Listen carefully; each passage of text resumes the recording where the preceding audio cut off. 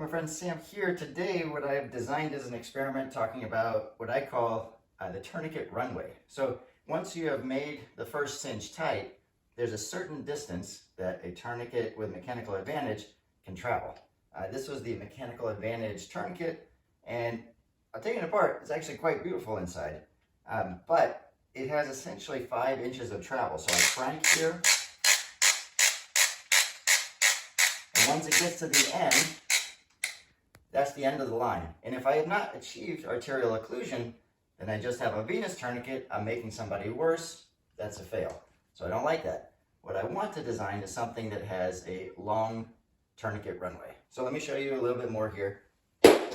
This is a cat knockoff here. I use these to show how they break, but it shows the concept of the runway.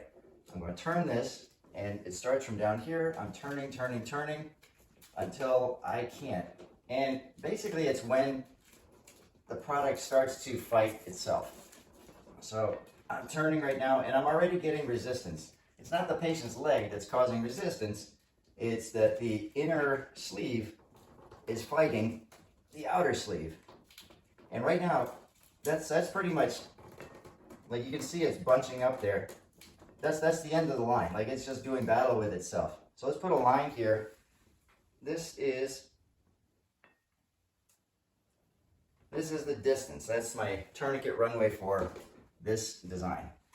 People don't love the idea of using a stick and a rope as a tourniquet, as an improvised tourniquet, but there are 2 things where that is better than that. One of them is you get a longer runway, and the other is you have leverage. I can twist, twist, twist.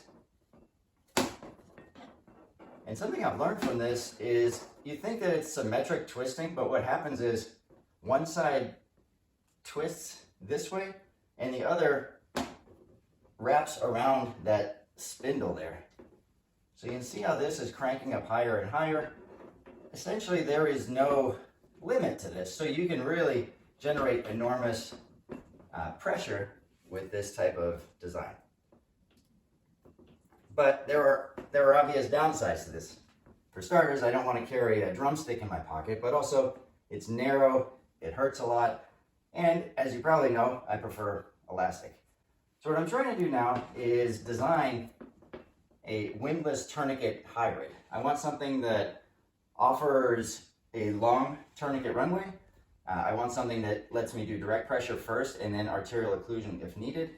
And frankly, windlasses are pretty boring. There's not much I can do with that.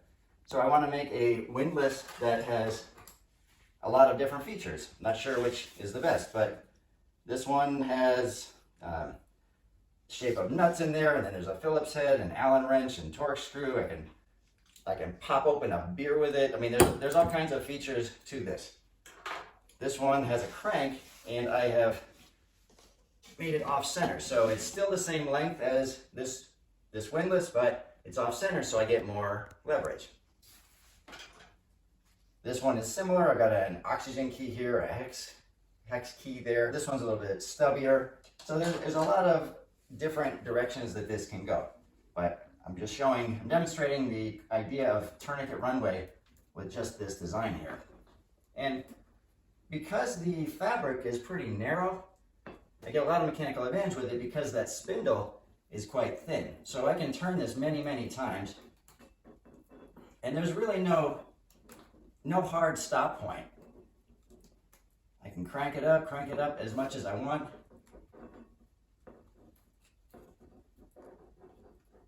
And the other benefit of having a lot of mechanical advantage is that the windlass itself doesn't have to be as strong. It's not dealing with the same types of torque.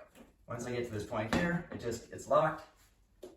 And so here I have essentially an unlimited tourniquet runway. So that's it. This is the direction I'm going. I'd like to refine that design, and we'll see what happens. Thanks very much.